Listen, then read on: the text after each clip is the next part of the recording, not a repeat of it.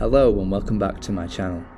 Today, our story takes us to Varginha, to one of the most convincing and incredible UFO and alien encounters ever recorded.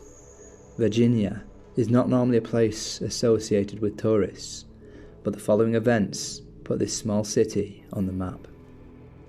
It was 1 a.m. on January the 20th, 1996, when witnesses reported an unknown craft that crashed into the rural hills of Varginha. Two witnesses, Enrio Rodriguez and his wife, local farmers, were sleeping in their beds until the sound of their cattle bellowing woke them from their slumber.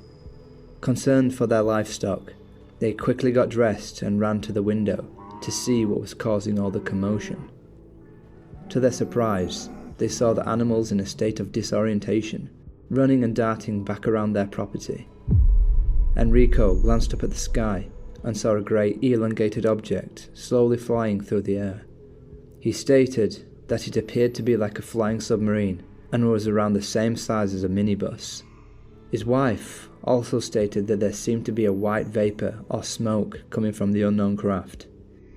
They both mentioned that the object had no sound and no lights, but appeared damaged, and pieces of what they assumed was the fuselage hanging down from it before seemingly crashing near the Jardim André forest.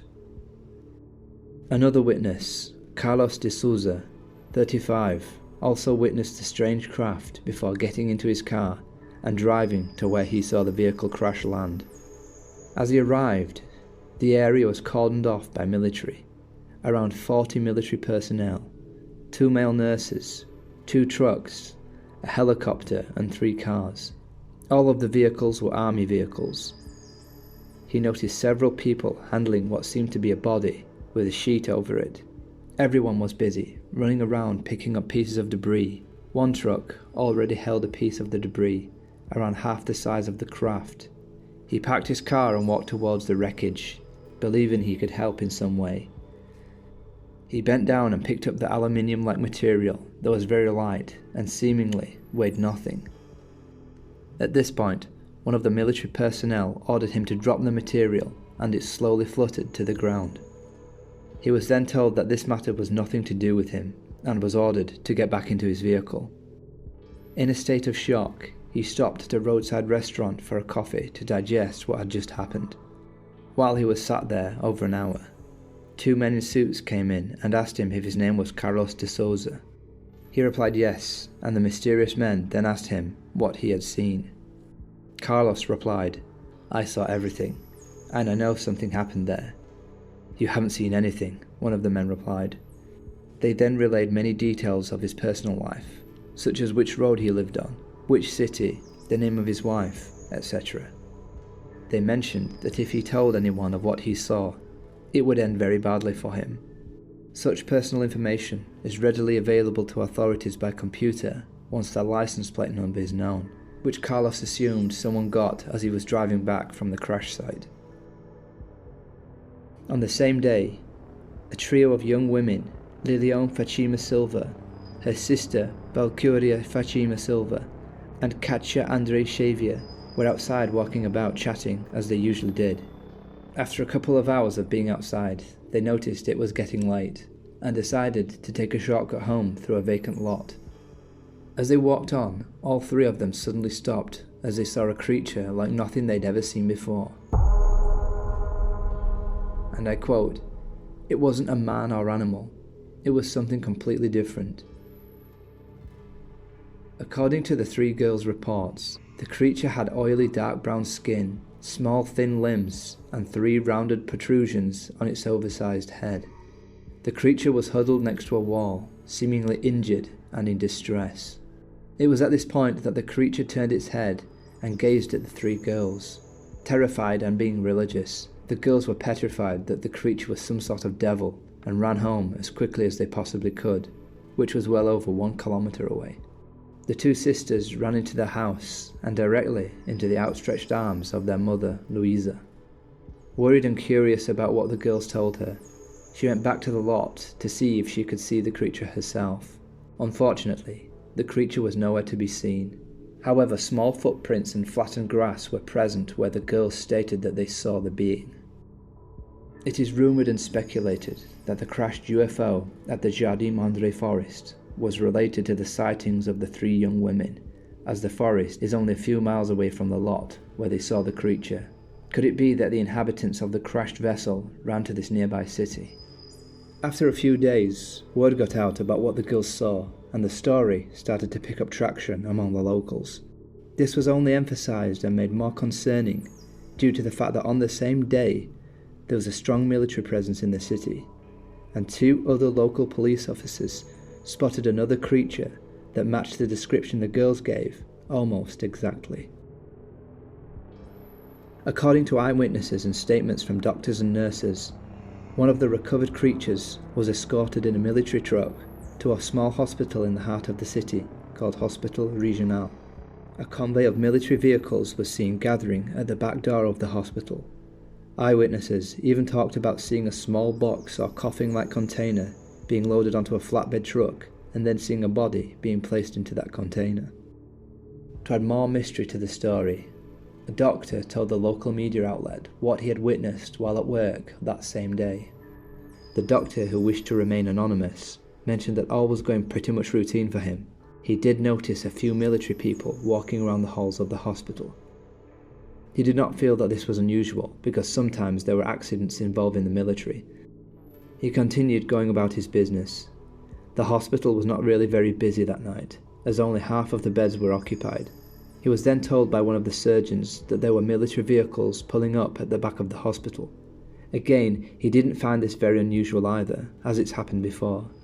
However, this time the military personnel were much more demanding and were more dominating than before.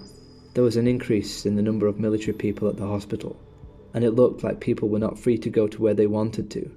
There were military guards posted at the doors, and they weren't letting anybody in or out. We knew they brought a patient in through the back door of the hospital and brought them directly into surgery. He assumed there must have been a really bad accident at the local military base. They were preparing for a surgery, but no one knew what kind of surgery or who the patient was. They had taken the patient directly into one of the operating rooms. He was then asked to begin a surgical scrub and to prepare for a fracture reduction. He inquired as to what part of the body sustained the fracture and was simply told it was the leg. He noted 2 armed officers were guarding the entrance to one of the operating suites and assumed the patient was already on the table being prepped for surgery. Next, the military guard opened the operating doors and were told to enter.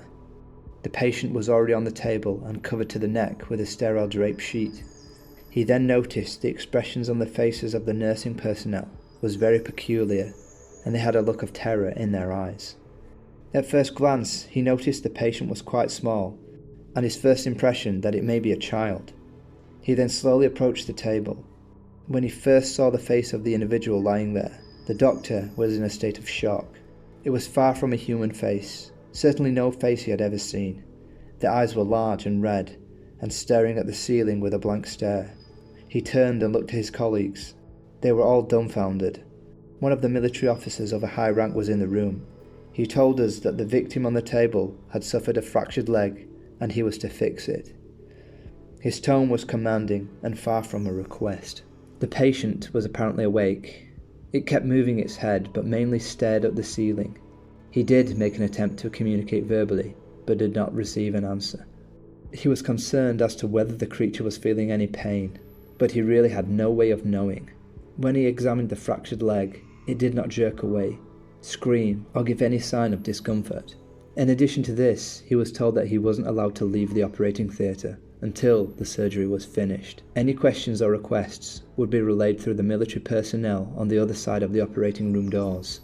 Only upon completing the operation was he then allowed to leave.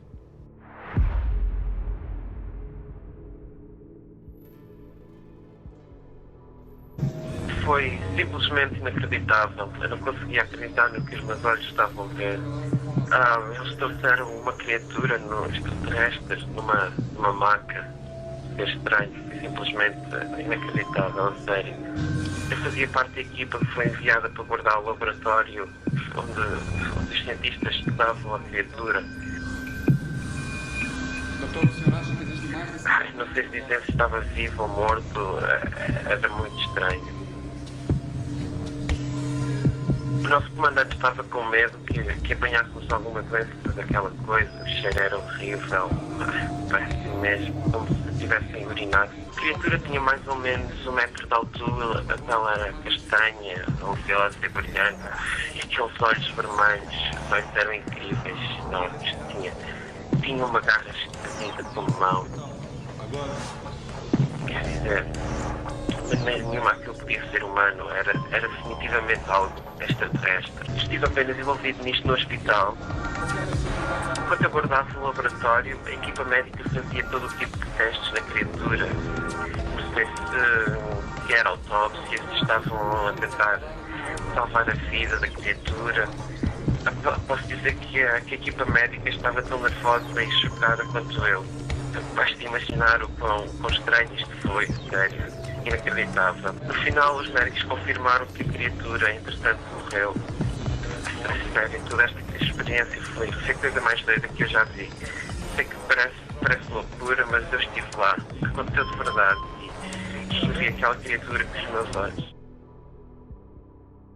So, is the crashed vehicle, the creature spotted by the girls, and the creature that was operated on, all connected? And there you have it, a truly mind-boggling account of the Varginha UFO and alien encounters. A case that continues to intrigue and perplex to this day. With countless eyewitnesses, the Varginha incident remains one of the most convincing UFO cases ever recorded. What do you think happened in Varginha, Brazil? Thanks for joining me on another story. Until next time, keep your eyes on the skies and your mind open to the unknown.